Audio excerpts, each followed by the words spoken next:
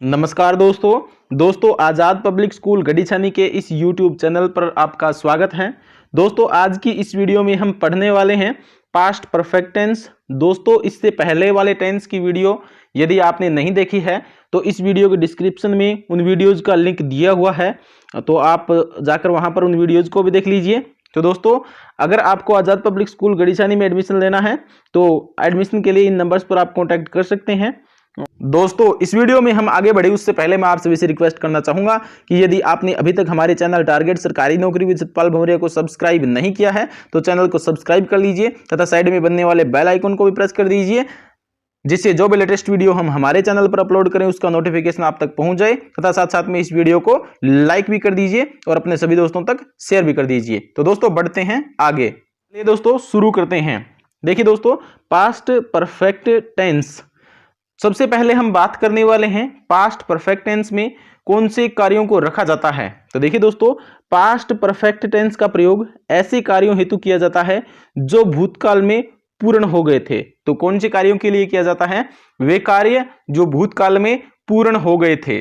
सामान्यतया अगर हम बात करें तो सामान्यतया भूतकाल में जब दो कार्य एक के बाद दूसरा पूर्ण हो गया था तो पहले पूर्ण हुए कार्य हेतु पास्ट परफेक्ट टेंस तथा दूसरे पूर्ण हुए कार्य हेतु पास्ट इंडेफिनिट टेंस का प्रयोग किया जाता है। तो यदि पास्ट के किसी समय में जब दो कार्य एक के बाद दूसरा पूर्ण हो रहा है तो जो कार्य पहले पूर्ण हो गया है, जो कार्य पहले पूर्ण हो गया उसको रखेंगे पास्ट परफेक्ट टेंस में तथा जो कार्य बाद में पूर्ण हो रहा है उसको पास्ट इंडेफिनिट टेंस में रखेंगे। जैसे यहां पर एक एग्जांपल दिया गया है, मेरे स्टेशन पर पहुंचने से पहले ट्रेन जा चुकी थी। तो यहां पर दो कार्य हो रहा है, एक तो मेरा स्टेशन पर पहुंचना और दूसरा ट्रेन का जाना। तो यहां पर दोनों कार्यों में अगर हम बात करें तो जो पहले कार्य हो रहा है वो हो रहा है ट्रेन जा चुकी थी और ट्रेन जाने के बाद मैं स्टेशन पर पहुंच रहा हूं। तो पहले ये कार्य हो रहा है ट्रेन का जाना, तो इसको हम पास्ट परफेक्ट टेंस में रखेंगे और मेरे स्टेशन पर पहुंचने वाला जो है इसको हम पास्ट इंडेफिनिट टेंस में रखने वाले हैं। इसके बाद अगर हम बात करें हिंदी पहचान की तो सामान्यतः जिन हिंदी वाक्यों के अंत में चुका था, चुकी थी, चुके थे आदि शब्द आते हैं वह वाक्य पास्ट परफेक्ट टेंस का होता है। दोस्तों ये सामान्यतः होता है, जरूरी नहीं है कि सभी पास्ट परफेक्ट टेंस के सभी वाक्यों के अंत में चुका था, चुकी थी, चुके थे आते हैं। इसके बाद दोस्तों बढ़ते हैं आगे। इसके बाद दोस्तों हम पास्ट परफेक्ट टेंस में हेल्पिंग वर्ब के बारे में बात करने वाले हैं। तो पास्ट परफेक्ट टेंस में हेल्पिंग वर्ब हैड लगती है। तो पास्ट परफेक्ट टेंस में हेल्पिंग वर्ब क्या लगती है? हैड। और अगर हम मेन वर्ब की बात करें तो पास्ट परफेक्ट टेंस में मेन वर्ब की third form past perfect tense में लगती है। इसके बाद दोस्तों नोट दिया हुआ है यहां पर सभी सब्जेक्ट के साथ हैड हेल्पिंग वर्ब लगती है। दोस्तों सभी सब्जेक्ट चाहे वो सिंगुलर हो, चाहे वो प्लूरल हो, चाहे वो थर्ड पर्सन कौन सा ही हो, सभी के साथ हैड हेल्पिंग वर्ब है वो लगने वाले हैं। इसके बाद दोस्तों हम अफर्मेटिव सेंटेंस यानी सकारात्मक वाक्य जो है उनके बारे में बात करते हैं। सबसे पहले हम बात करते हैं पास्ट परफेक्ट टेंस में सेंटेंस स्ट्रक्चर के बारे में। तो इसकी सेंटेंस स्ट्रक्चर में सबसे पहले सब्जेक्ट आता है, उसके बाद हेल्पिंग वर्ब हैड आती है, उसके बाद मेन वर्ब की थर्ड फॉर्म आती है, उसके बाद ऑब्जेक्ट आता है, उसके बाद दोस्तों यहां पर बिफोर और आफ्टर आता है, बिफोर और आफ्टर। और क्योंकि यहां पर दो कार्य हो रहे होते हैं, एक पहले और एक बाद में, तो बाद में जो पास्ट पर इंडेफिनिट टेंस जो होता है वो आता है। इसके हम कुछ एग्जांपल करते हैं, इसके बाद ये समझ में आने वाला है। देखिए दोस्तों जो हमने पहला वाक्य जो उदाहरण के रूप में लिया था उसी को हम इंग्लिश में ट्रांसलेट करते हैं। हमारा पहला वाक्य था मेरे स्टेशन पहुंचने से पहले ट्रेन जा चुकी थी। तो यहां पर पास्ट परफेक्ट टेंस में कौन सा पार्ट रखेंगे? तो ट्रेन जा चुकी थी, इसको हम पास्ट परफेक्ट टेंस में रखने वाले हैं। तो यहां पर सब्जेक्ट आएगा सबसे पहले, तो यहां पर सब्जेक्ट हो गया the train. The train had जा चुकी थी तो departed, the train had departed. अब यहां पर से पहले आया है तो से पहले के लिए यहां पर हम बिफोर का प्रयोग करेंगे, बिफोर, और उसके बाद में पास्ट इंडेफिनिट टेंस आएगा। तो ये जो अगला वाक्य है इसको ये पास्ट इंडेफिनिट टेंस में है। दोस्तों पास्ट इंडेफिनिट टेंस जो होता है उसकी सेंटेंस स्ट्रक्चर होती है, सबसे पहले सब्जेक्ट आता है, उसके बाद में वर्ब की सेकंड फॉर्म आती है और लास्ट में ऑब्जेक्ट आता है। तो यहां पर देखिए दोस्तों यहां पर आई रिच्ड वर्ब की सेकंड फॉर्म द स्टेशन, यानी ये काम बाद में हो रहा है इसलिए इसको पास्ट इंडेफिनिट टेंस में रखते हैं, और ये काम पहले हुआ है तो इसको हमने पास्ट परफेक्ट टेंस में रखा है और बीच में बिफोर आ गया से पहले के लिए। तो मेरे स्टेशन पर पहुंचने से पहले ट्रेन जा चुकी थी, तो the train had departed before I reach the station. इसके बाद हम अगला वाक्य बनाते हैं।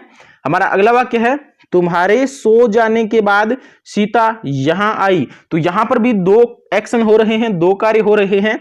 एक तो तुम्हारा सो जाना, तुम्हारे सो जाने के बाद, और अगला है सीता का आना। तो यहां पर जो पहले काम हो रहा है वो हो रहा है तुम्हारे सो जाना। तो यहां पर जो आएगा सीता यहां आई, ये जो वाक्य है ये पास्ट इंडेफिनिट में रखा जाएगा। तो Sita came here, Sita came here after, यानी के बाद है इसलिए आफ्टर आएगा। After you had slept, after you had slept. तो यहां पर जो ये यू हैड स्लेप्ट है ये पास्ट परफेक्ट टेंस का वाक्य है। इसके बाद दोस्तों हम बढ़ते हैं आगे।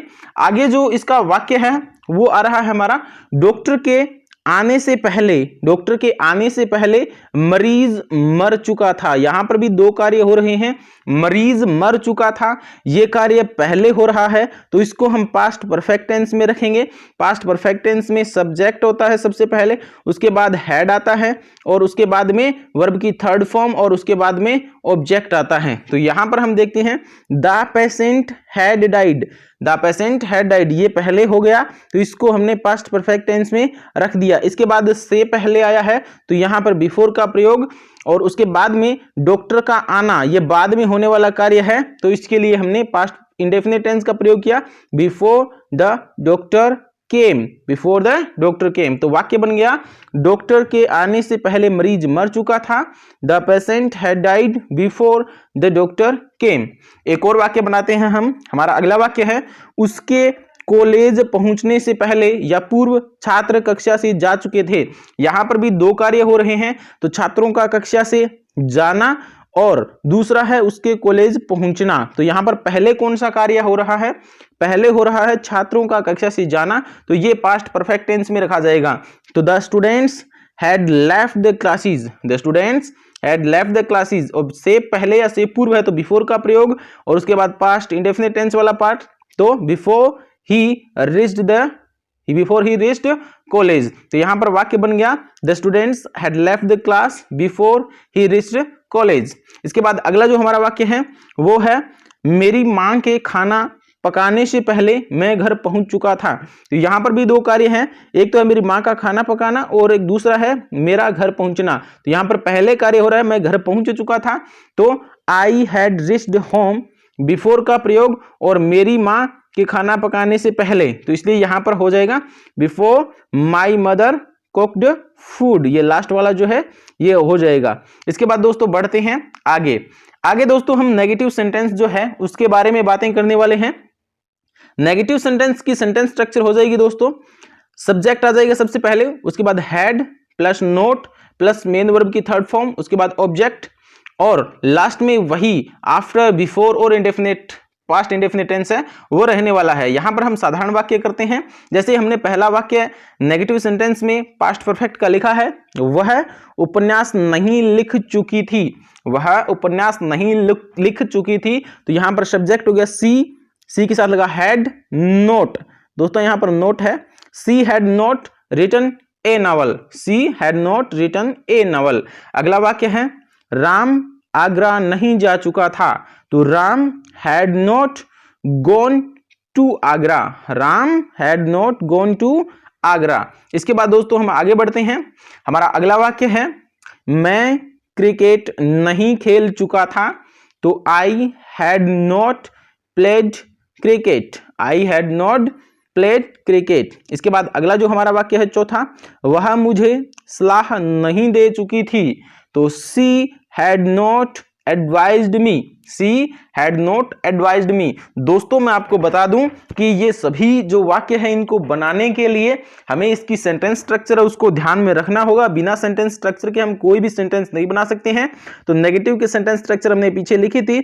सबसे पहले सब्जेक्ट आता है, उसके बाद में हैड लगता है, उसके बाद में नोट आता है, और उसके बाद में वर्ब की थर्ड फॉर्म आती है, और उसके बाद में ऑब्जेक्ट आता है। तो यहां पर अगला जो हमारा वाक्य है वो है माली तुम्हें चेतावनी नहीं दे चुका था।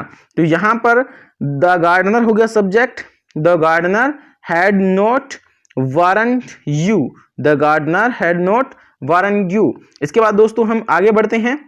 हमारा जो आगे जो सेंटेंस आने वाले हैं वो है दोस्तों इंटेरोगेटिव सेंटेंस, यानी इन्हें प्रश्नवाचक वाक्य कहते हैं। दोस्तों प्रश्नवाचक वाक्यों में जो सेंटेंस स्ट्रक्चर है वो हो जाएगी, सबसे पहले हैड आता है, उसके बाद सब्जेक्ट, तो had plus subject plus verb की थर्ड फॉर्म प्लस ऑब्जेक्ट और प्लस अदर वर्ड, जिसमें आफ्टर, बिफोर और पास्ट इंडेफिनिट टेंस है वो रहने वाला है। यहां पर हम कुछ सेंटेंस बनाते हैं। यहां पर हमारा जो पहला वाक्य है वो है, क्या वह उपन्यास लिख चुकी थी। क्या वह उपन्यास लिख चुकी थी, तो सबसे पहले आएगा हैड, तो हमने लिख दिया had she written a novel, had she written a novel. अगला हमारा वाक्य है, क्या राम आगरा जा चुका था, तो had Ram gone to Agra, had Ram gone to Agra. दोस्तों इंटेरोगेटिव सेंटेंस बनाते समय वाक्य के लास्ट में क्वेश्चन मार्क लगाना नहीं भूलना है। इसके बाद दोस्तों बढ़ते हैं आगे। आगे बढ़ने से पहले मैं आप सभी से रिक्वेस्ट करना चाहूंगा कि चैनल को सब्सक्राइब नहीं किया है तो चैनल को सब्सक्राइब कर दीजिए, क्योंकि इसी प्रकार से हमारे चैनल पर जो वीडियोज है वो आने वाली है। तो चैनल को सब्सक्राइब करके बेल आइकन को प्रेस किए हुए रहिए और हर एक वीडियो को लाइक भी कर दीजिए दोस्तों। ठीक है दोस्तों, तो बढ़ते हैं आगे। देखिए हमारा अगला जो वाक्य है वो है, क्या मैं क्रिकेट खेल चुका था, तो had I played cricket, had I played cricket. इसके बाद जो अगला हमारा वाक्य है वह, क्या वह मुझे सलाह दे चुकी थी, तो had she advised me, had she advised me. अगला हमारा वाक्य है, क्या माली तुम्हें चेतावनी दे चुका था, तो had the gardener warned you, had the gardener warned you. इसके बाद दोस्तों हम नेगेटिव इंटेरोगेटिव सेंटेंस के बारे में बात करने वाले हैं। तो नेगेटिव इंटेरोगेटिव सेंटेंस यानी नकारात्मक प्रश्नवाचक वाक्य। नकारात्मक प्रश्नवाचक वाक्यों की अगर हम सेंटेंस स्ट्रक्चर की बात करें तो सबसे पहले यहां पर आएगा हेल्पिंग वर्ब हैड, उसके बाद subject plus note plus main verb की थर्ड फॉर्म प्लस ऑब्जेक्ट और प्लस अदर वर्ड्स, और लास्ट में दोस्तों इनमें भी क्वेश्चन मार्क आएगा क्योंकि ये वाक्य इंटेरोगेटिव सेंटेंस है। ठीक है दोस्तों, चलिए दोस्तों शुरू करते हैं। हमारा पहला वाक्य है, क्या मैं पहले से ही आगरा नहीं जा चुका था, तो had I not already visited Agra, had I not already visited Agra. हमारा अगला वाक्य है, क्या मेरे वहां पहुंचने से पहले, क्या मेरे वहां पहुंचने से पहले ट्रेन नहीं जा चुकी थी, तो ये वाक्य हो जाएगा, had the train not departed before I reached there, had the train not departed before I reached there. तो दोस्तों आज की वीडियो आपको कैसे लगी? वीडियो पसंद आई है तो वीडियो लाइक कर दीजिए और कमेंट करके बताइए कि वीडियो में किस प्रकार का कौन सा सुधार है वो हमें करना चाहिए और आगे कौन से टॉपिक पर आप वीडियो चाहते हैं। तो आज की इस वीडियो में इतना ही। जय हिंद, जय भारत।